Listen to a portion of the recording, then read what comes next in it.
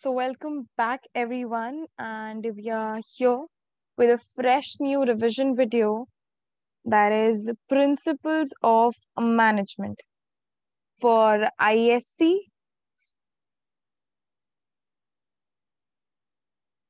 It's Commerce, and for CBSE, it's BST. And the syllabus is almost same.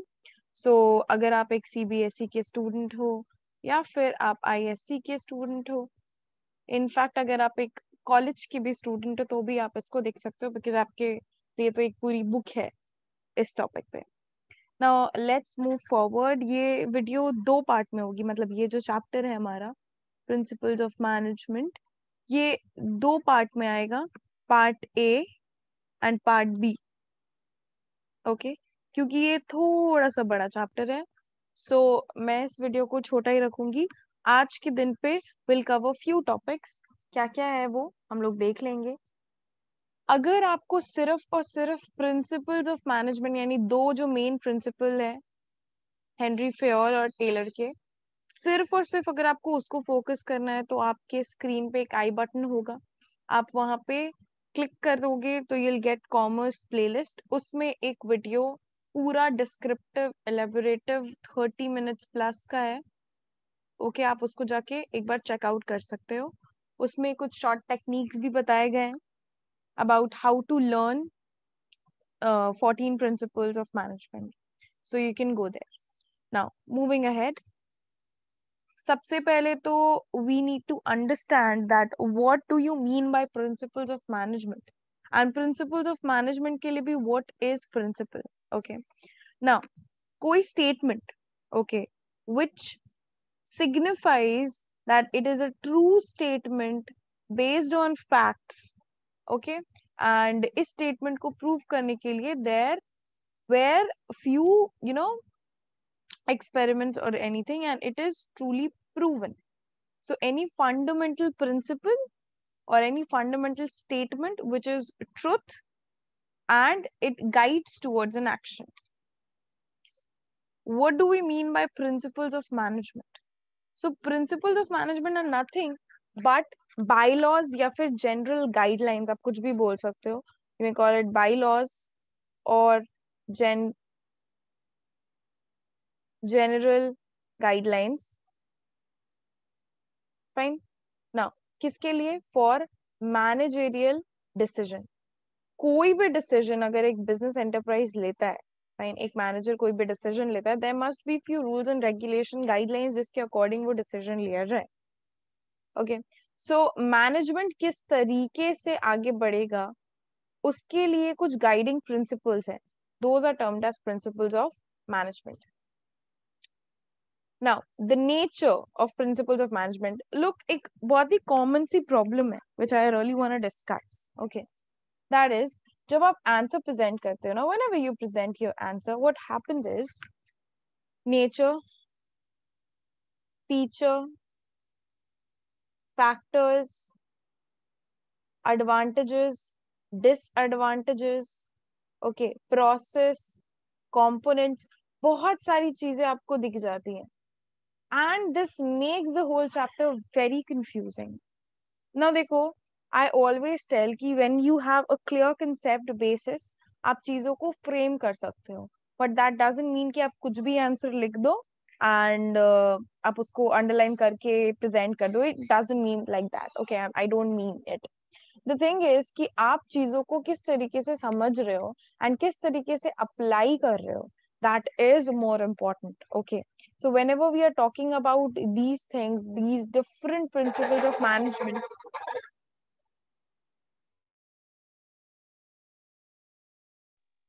these different principles of management and different points about it, आपको चीजों को बहुत ही ज्यादा इंटैक्टफुली रखना पड़ेगा. Make a note of it, make a short note of it, not telling कि ये जो चीजें लिखी हुई है इन्हीं को जाके आप अच्छे से एक बार के लिए फिर से अपने कॉपी में लिखो. That's simply time waste. Okay, you should make छोटे छोटे नोट्स. ओके, स्टिकी नोट बना लो, अपने कॉपी में एक बेसिक सा फ्लो चार्ट बना लो जिससे आपको वो पॉइंट्स देख करके एक्सप्लेनेशन तो अपने आप याद आ जाए. उसके लिए आपको एक बार के लिए एक्सप्लेनेशन भी पढ़ना पड़ेगा. मूविंग अहेड, यूनिवर्सल एप्लीकेबिलिटी, अब देखो नेचर क्या है प्रिंसिपल्स ऑफ मैनेजमेंट का, सिर्फ एक कंट्री या एक स्टेट में इट्स नॉट एप्लीकेबल, यूनिवर्सली वो एप्लीकेबल है, fine, that's why it is a principle, right. Now इसको आप अलग अलग ऑर्गेनाइजेशन में यूज कर सकते हो, मे बी छोटा बड़ा, बिजनेस नॉन बिजनेस, एनपीओ या फिर प्रॉफिट ऑर्गेनाइजेशन, ठीक है। So it's all pervasive, it's universal. Guidelines होते हैं ना, मैंने बताया बाई लॉज होते हैं, जहाँ पे आपके जहाँ पे आपके मैनेजरियल डिसीजन को गाइडलाइंस मिलती हैं, ठीक है। आपको किसी भी प्रॉब्लम का पहले से सोल्यूशन हो जाता है, which is same in law, which is same in law. For example, आप एक जज हो या फिर आप एक लॉयर हो, ओके, आपने ऑलरेडी बहुत सारी थीसिस और बहुत सारे लॉज एंड रेगुलेशंस के बुक्स पढ़ रखे हैं, तो आपको पता है कि अगर ये सिचुएशन आती है तो इस सिचुएशन को फेस करने के लिए हमें इस सोल्यूशन को अप्लाई करना पड़ेगा। सो आपको ऑलरेडी पता है सोल्यूशन क्या है, रेडीमेड सोल्यूशन क्या है। This is the thing and this is same with principles of management. Next, formed by practice and experimentation, ऐसा नहीं है कि इसको कहीं से उठा करके पटक दिया गया है, ऑफ कोर्स वो ट्रायल किया हुआ, एक्सपेरिमेंट किए हुए ही प्रिंसिपल्स है, those are the true statement जो कि ऑलरेडी प्रूवन है, राइट। तो काफी टाइम का रिसर्च एंड डेवलपमेंट के बाद फाइनली एक्सपीरियंस ऑफ मैनेजर्स के बाद उसको डेवलप किया गया है for future references. It's very flexible, it's not that कि कोई मंत्र है, ठीक है। इट्स सिंपल कि आप उसको अपने अकॉर्डिंग मॉडिफाई कर सकते हो जिस तरीके से आपको सूटेबल है। मेनली बिहेवियरल, क्यों? Because we include human, and humans के संग हम लोग कोई भी चीज फिक्स्ड नहीं रख सकते। We have to be flexible, we have to be variable, right. So वो बिहेवियरल होता है। So since the principle aim at influencing complex human behaviour, they are behavioural in nature, right. Now cause and effect relationship is very very important. इसका मतलब क्या है कि relationship है cause और इफेक्ट में, मतलब कि so that they can be used in similar situations, कब जरूरत पड़ता है और उसका इफेक्ट क्या है, okay, when it is needed and उसका इफेक्ट क्या है, this is important, right? So whenever we need the principles, they are there for us, it is there for us, we can use them as per our convenience, okay. Contingent, that is conditional, it depends upon prevailing situation, किसी situation पे अगर कोई चीज dependent होती है, we call it as conditional और contingent. Now what is it कि suppose, या according to Terry professor, management principles are capsules of selected management wisdom to be used carefully and discretionarily। अब हमें डिपेंड करता है कि कौन सी सिचुएशन में कौन से प्रिंसिपल को किस तरीके से यूज करना है, कब अप्लाई करना है, फाइन। सो अगर ऐसा होता है देन विल यूज दिस, अगर वैसा होता है then will use that. So ये चीजें हमें दिमाग में रखनी है। Next we have significance, okay, of the principles of management. Now for ISC and CBSE, both of you people, आप लोगों को एकदम ध्यान से इस टॉपिक को पढ़ना है। सिग्निफिकेंस बहुत ही ज्यादा इंपॉर्टेंट है। अच्छा, we can call this alternatively as the importance और essentials of principle of management, right.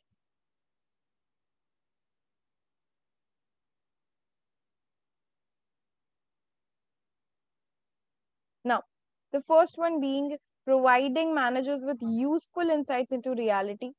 अब देखो, मैनेजमेंट प्रिंसिपल गाइड करता है मैनेजर्स को, वी नो दैट, कि कौन सा डिसीजन कौन से टाइम पे लेना है, okay, right decision at right time, कैसे उनके नॉलेज, एबिलिटी और अंडरस्टैंडिंग को अलग अलग सिचुएशंस और सर्कमस्टांसेस के अकॉर्डिंग एनहांस करने के बाद।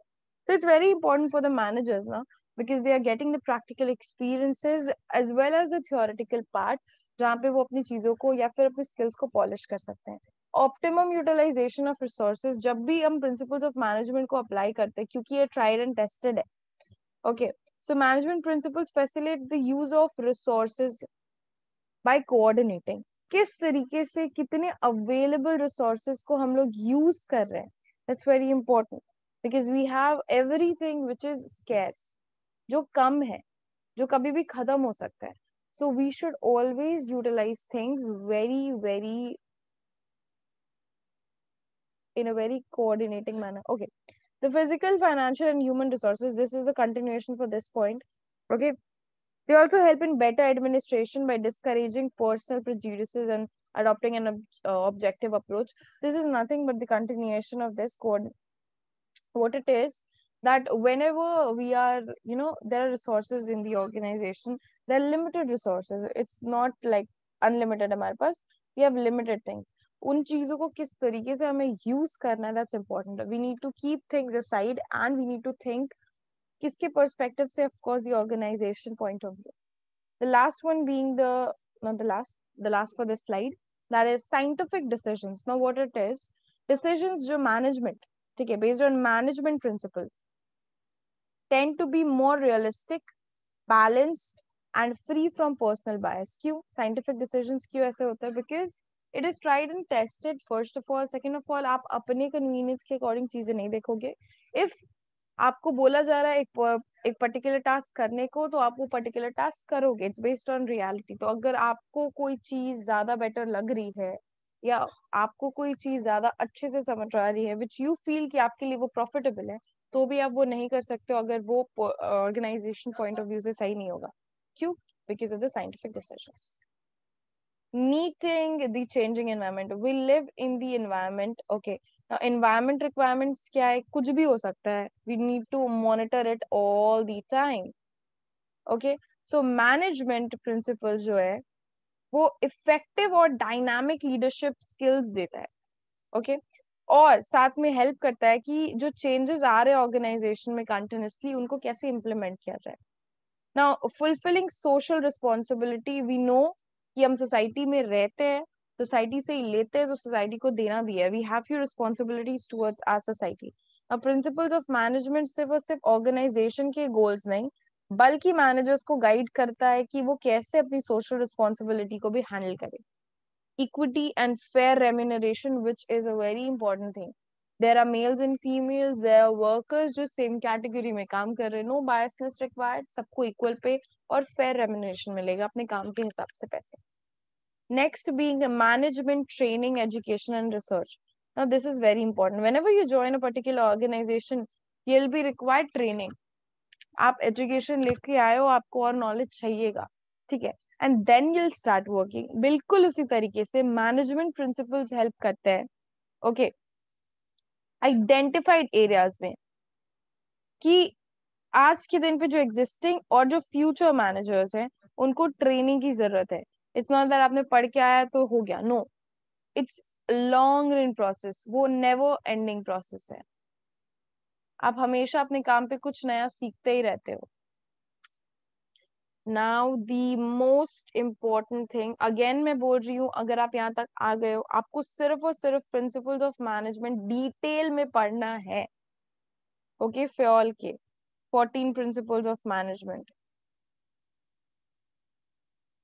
आप आई बटन आपको यहाँ अपने स्क्रीन पे दिख रहा होगा कहीं ऊपर की तरफ, राइट हैंड साइड कॉर्नर ऊपर. वहां पे आप देखो principles of management developed by Fayol या Fayol principles of management, 14 principles of management. वहां पे आपको एक शॉर्ट फॉर्म, उस वीडियो में एक एक टॉपिक का एकदम डिटेल एग्जाम्पल एक्सप्लेनेशन. ये क्योंकि रिविजन वीडियो है तो उतना डिटेल में मैं जाऊंगी नहीं, बट अगर आपको वो देखना है, अगर आपका कभी मिस हो गया है, आप जा करके उसको अच्छे से देख सकते हो. वहां पे एक शॉर्टकट भी बताया है जो मैं भी बताऊंगी यहाँ पे. Okay. Now the first one being division of work. ठीक है, डी. नाउ देखो, डिविजन ऑफ वर्क क्या होता है? whenever we are working in an organization, ठीक है, a person working in an organization, बहुत सारे लोग होंगे ऑफ कोर्स वहां पे. अगर हम लोग काम नहीं बांटेंगे, इफ वी डोंट टेल कि आप इस काम में लगो, आप इस काम में, आप इस और आप इस काम में, तो चीजें जल्दी नहीं बनेंगी और कंफ्यूजन पैदा हो सकता है. एंड स्पेशली ये इंसान, अगर मैं इसको टास्क ए में डाल के रखी हूँ एंड ये काफी टाइम से टास्क ए परफॉर्म कर रहा है, हमें 100% गारंटी होगा कि इस चीज में इसका एफिशिएंसी बढ़ गया होगा. ओके. स्पेशलाइज हो गया होगा वो, एंड ऑफ कोर्स स्पीड बढ़ गया होगा. ठीक है. और अब ये इंसान वेस्टेज भी कम से कम करता होगा. फॉर एग्जाम्पल, मैं जनरली एग्जाम्पल देती हूँ कि अगर आज के दिन पे मैं किचन में चली जाऊं ओके, और मैं रोटी बनाने की कोशिश करूँ, okay, me being 21 years old, मैं बर्बाद कर दूंगी सब कुछ। लाइक ऑलमोस्ट 5 से 6 रोटियों के बाद मेरी एक नॉर्मल, परफेक्ट भी नहीं बोलूंगी, नॉर्मल रोटी बनती है। सो इतना खाना वेस्ट करने के बाद कहीं जाकर के एक आउटपुट निकल के आएगा जो थोड़ा सा एफिशिएंट या फिर यूजफुल होगा। बिल्कुल उसी तरीके से मेरी मम्मी अगर किचन में जाती है and if she tries to cook, ये 5-6 रोटियां भी एकदम स्पेशलाइज्ड एंड परफेक्ट आउटपुट निकल करके आएगा इसका भी।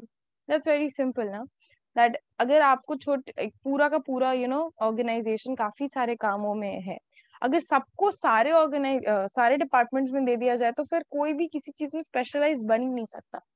Okay, if I'm specialized into political science, history, commerce, economics, मैं स्पेशलाइज नहीं होंगी साइंस के, केमिस्ट्री, बायोलॉजी में, एंड जो उस फील्ड में होगा वो मेरे फील्ड में नहीं होगा। So it's very simple, right? काम बांटना is always because of specialisation, efficiency. और ये जो वर्ड्स आपको दिख रहे हैं ना, ये की वर्ड्स होते हैं।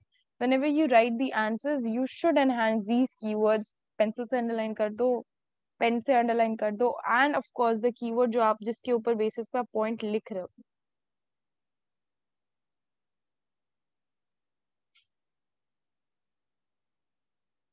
Okay, like this division of work, इसको तो आप एनहांस ही करो।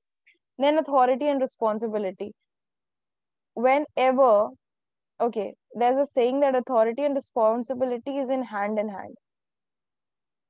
What does that mean? It simply means कि जब आपको एक अथॉरिटी दी जाएगी तो रिस्पॉन्सिबिलिटी साथ आएगी, रिस्पॉन्सिबिलिटी होगी तो अथॉरिटी साथ में देना पड़ेगा। अकेले किसी का काम नहीं है।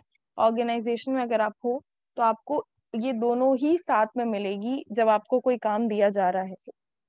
Okay, discipline, discipline is very important. देखो, whenever we are doing work in an organisation we need to be discipline, क्योंकि there we are working, okay, now we are working for a reason. Now of course हमें अपने seniors के संग जितना ही humble और obedient होते हैं उसी तरीके से उनको भी सबॉर्डिनेट्स के संग हम्बल होना चाहिए। अच्छा सुपरविजन होना चाहिए हर जगह पे। ओके, प्रॉपर पेनल्टीज लगनी चाहिए अगर किसी ने कुछ गलत किया है तो, अगर किसी ने कुछ सही किया है तो अप्रिसिएशन मिलना चाहिए। Now what is unity of command and unity of direction? देखो, नाम से तो यूनिटी यूनिटी सेम सेम लगता है, बट व्हाट इट इज, आपको एक डायग्राम दिख रहा है अपने स्क्रीन पे जहाँ पे you can see there is one head and there are subordinates all around.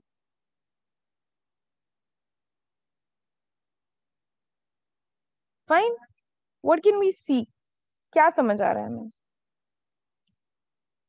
Unity of command होता है कि जब एक सीनियर हो, एक सीनियर ही अपने जूनियर्स को काम दे। अगर ये जूनियर्स मल्टीपल लोगों की बात सुनने लगे, सपोज यहाँ एक और हेड आ गया, यहाँ एक और हेड आ गया, इसने कुछ करने बोला, इसने कुछ करने बोला और इन्होंने कुछ करने बोला, दे विल गेट कंफ्यूज्ड, उनको समझ नहीं आएगा। They won't be able to understand किसका काम पहले करे, किसको जाके रिपोर्ट करे, कन्फ्लिक्ट, डिस्टर्बेंसेस, ये सारी चीजें होंगी। तो सारे सबऑर्डिनेट्स को कमांड कोई एक हेड ही देना चाहिए। And unity of direction is कि इन लोगों को लीड करने के लिए कोई एक ही इंसान होना चाहिए, वरना they will get confused again. एक प्लान होना चाहिए एक हेड का जिसको सारा टीम फॉलो करे। यानी कि एक अगर टीम है, दिस इज टीम, तो टीम का लीडर मिस्टर ए है, तो मिस्टर ए ही इनको काम देगा और पूरी टीम मिस्टर ए को ही फॉलो करेगी। अब यहाँ पे लीडर्स के तौर पे मिस्टर बी, मिस्टर सी आ जाएंगे तो ये भी कंफ्यूज होंगे, इनको काम भी नहीं समझ आएगा, कन्फ्लिक्ट्स भी हो सकते हैं, अपने वर्क अलग अलग हेड्स को रिपोर्ट करने में ही थक जाएंगे। तो देयर आर सेवरल थिंग्स। आप एक बार पॉज करके इसको अच्छे से देख सकते हो। मेरे जो वो वाली वीडियो जिसकी मैं बात कर रही हूँ उसमें ये और डिटेल में मैंने समझाया है, क्योंकि ये रिवीजन वीडियो में थोड़ा सा फास्ट रहूंगी। Next is remuneration to employees. देखो, ये बहुत इंपॉर्टेंट है। Like nothing is for free, so whatever we are doing is for consideration. According to Indian contract act, no consideration no contract, no consideration no contract. लेना है तो देना है भाई, अगर हम पूरे दिन काम कर रहे हैं वी नीड रेम्यूनरेशन, लेकिन वो फेयर होना चाहिए, ठीक है, एम्प्लॉयज के लिए भी और ऑर्गेनाइजेशन के लिए भी। वेजेस वर्कर्स को मोटिवेट करने के लिए होना चाहिए ताकि वो नेक्स्ट टाइम फिर से काम करे, ठीक है। This is a next point, this is point number 6, okay. Issue हुआ है थोड़ा सा ना, subordination of individual interest to general interest. हमें स्वार्थ त्यागना होगा बालक, we need to leave our individual interest, ताकि जनरल इंटरेस्ट मतलब organisation as a whole, okay, के एम को अचीव किया जा सके। The interest of an organisation should take priority over the interest of individual employ. Organisation के needs और interest को ऊपर रखना है और इंडिविजुअल्स को secondary. Then we have centralisation and decentralisation. ना खुद में ये बहुत ही ज्यादा इंपॉर्टेंट चीज है। सेंट्रलाइजेशन इज एनीथिंग जो एक पर्टिकुलर बॉस का वैल्यू बढ़ा है, एंड डिसेंट्रलाइजेशन इज एनीथिंग जहाँ पे सबके पास authority responsibility according to the levels हो। मैं इसका एक जनरल एग्जांपल देती हूँ, स्कूल एंड प्रिंसिपल्स, ठीक है। I give general example, school and principal. If I would say that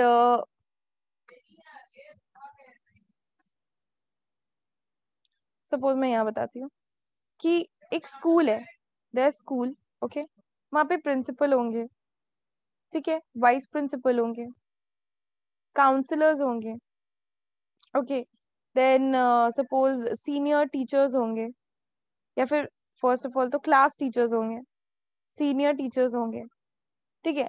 अभी अगर एक बच्चे को कोई नॉर्मल इशू होगा तो वो अपने सब्जेक्ट टीचर्स से सॉल्व करवा सकेगा, उससे भी कुछ ज्यादा रिलेटेड होगा तो अपने क्लास टीचर के पास जाएगा, उससे भी ज्यादा तो counsellor, then vice principal and then principal, depending upon किस चीज से मैटर सॉल्व, मतलब अगर यहीं पे मैटर सॉल्व हो जा रहा था तो यहीं पे बात खत्म हो जाती, वरना वो ऊपर ऊपर ऊपर और ऊपर जाती, डिपेंडिंग अपॉन कि क्या हमारे लिमिट्स में वो प्रॉब्लम सोल्यूशन है या नहीं है। और अगर ये पावर है सबके पास तो फिर ये डिसेंट्रलाइजेशन। सेंट्रलाइजेशन क्या हो जाता, अगर एक स्टूडेंट को प्रॉब्लम हुई, चाहे वो छोटी हो या बड़ी, वो डायरेक्ट जाएगा प्रिंसिपल के पास। डोंट यू थिंक प्रिंसिपल के पास और भी बहुत सारे काम होंगे, उनको बहुत सारी चीजें मैनेज करनी पड़ेंगी, या फिर वो एक बच्चे का क्वेरी सॉल्व करे, नॉट पॉसिबल, राइट। तो this is very basic. Decentralisation सबके पास अथॉरिटी रिस्पॉन्सिबिलिटीज देता है, जबकि सेंट्रलाइजेशन डायरेक्ट एक बॉस के ऊपर प्रेशर देता है। इसके बहुत सारे एडवांटेजेस एंड डिसएडवांटेजेस होंगे। काम जैसे सेंट्रलाइजेशन में काम बहुत स्लो चलेगा, देन अगर कोई छोटा ऑर्गेनाइजेशन है तो centralisation is the most efficient thing जो हो सकता है, बट अगर कोई बड़ी सी कंपनी है, बड़ा ऑर्गेनाइजेशन है, देन डिसेंट्रलाइजेशन इज इम्पोर्टेंट, वरना प्रॉब्लम हो सकता है, right. Now then we have scalar chain, let's go, let's see what scalar chain is. आपको स्केलर चेन दिख रहा होगा एक्चुअली अपने स्क्रीन पे, मैं पहले थ्योरी लेती हूँ, उसके बाद फिर मैं आपको डायग्राम से एक्सप्लेन कर दूंगी। Now the formal lines of authority between superior and subordinates, okay, from the highest to the lowest rank is known as the scalar chain. क्या है वो लाइंस ऑफ अथॉरिटी, कि आप कहाँ पे बिलोंग करते हो किसी ऑर्गेनाइजेशन में।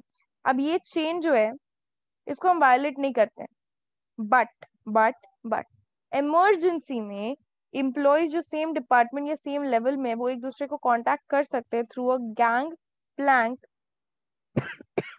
by informing their immediate superiors. Now, what it is,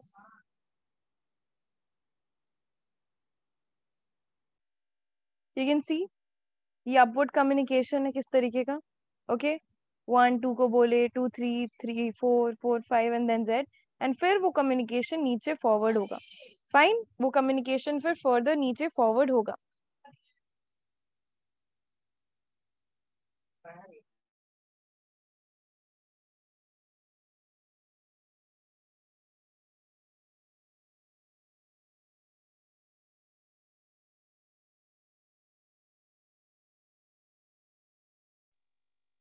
fine, now what's happening is simple, कि अगर आपको क्या बोला कि अगर आपको कम्युनिकेट करना है किसी नॉर्मल, आप इस स्केलर चेन को ब्रेक नहीं कर सकते हो, fine, you can not break it, but अगर कोई इमरजेंसी है तो आप क्या कर सकते हो, अपना एक हॉरिजॉन्टल कम्युनिकेशन डेवलप कर सकते हो, which is called as gang Planck.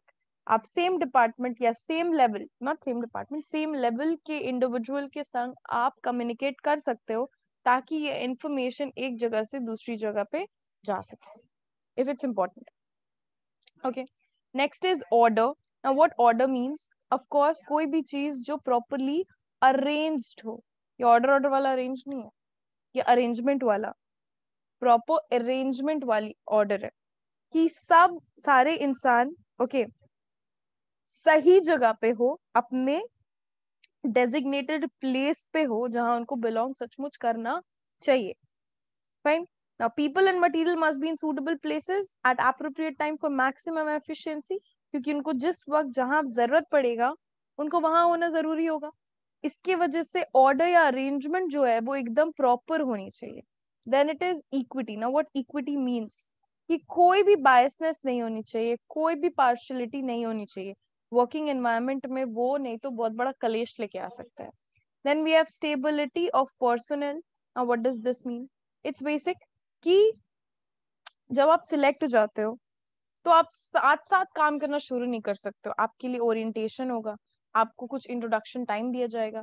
यानी कि बेसिकली मैंने कंपनी ज्वाइन की, मान लो मैंने, I am Shweta, okay, so Shweta joined A B limited company. Now Shweta is a fresher, I mean was a fresher, now she has joined. तो अभी उसको सेटल होने में, लोगों को जानने में, वर्क एनवायरनमेंट समझने में थोड़ा टाइम लगेगा, यानी श्वेता गलतियां करेगी। और when Shweta do something wrong या कुछ भी अगर उससे अनइंटेंशनली गलती हो जाती है एंड कंपनी उसको फायर कर देगी, तो उसकी करियर पे क्वेश्चन मार्क हो जाएगा, राइट, उसकी करियर पे। Now what does this mean, यानी कि श्वेता को एक टाइम पीरियड देना कंपनी के तरफ से इज वेरी इंपॉर्टेंट, जहाँ पे उसको एक सिक्योरिटी मिल सके अपनी नौकरी को लेकर के, right. Then we have initiative. Now what does this mean, the first mover advantage, right? Now workers should be encouraged, उनको एक एक स्टेप लेना चाहिए उनके लिए, ताकि वो अपने जो भी उनके प्लान्स है वो इम्प्रूव कर सके, राइट। ये सेल्फ मोटिवेशन का पहला स्टेप हो सकता है। It is thinking out and executing the plan, क्योंकि ultimately these are the future managers, right. So they should be encouraged to develop more things, improve their work, whatever they did. Esprit de corps is unity. Okay, it means unity. Now unity is very important. अगर आपके coordination नहीं होगा तो चीजें हो भी नहीं सकती सही से। मैनेजमेंट को एक टीम स्पिरिट ओके क्रिएट करने की जरूरत है। आपने मूवी देखी होगी चक दे इंडिया, ओके, उसमें फर्स्ट टाइम पे जितने हॉकी के प्लेयर्स होते हैं, ओके, उन लोगों के बीच कोऑर्डिनेशन बहुत बुरा होता है, तो वो लोग सारे मैचेस हारते हैं। When they start building the team spirit, the team work, what what does happen then, movie अगर देखा है तो आपको पता ही होगा। So those were the 14 principles, as well as nature. Okay, the nature, the significance, and the principles ka definition वगैरह. So I'm keeping this first part till here. In the next part, we'll do Taylor's scientific management, the functional foremanship, the planning in charges, production in charges, and yeah, that's it. These are the things we're gonna study in the next class. So stay tuned. Next video बहुत जल्दी आएगा. I hope आपको ये video पसंद आया. If yes, do like, share, comment, and of course subscribe to our channel, please, guys. Thank you so much for being there. If you have any queries, आपके पास contact details दिए हुए हैं. अगर आपको इसके printed notes चाहिए, तो वो भी description box में आपको मिल जाएंगे. Again, follow our social media handles, and thank you for watching. Stay tuned.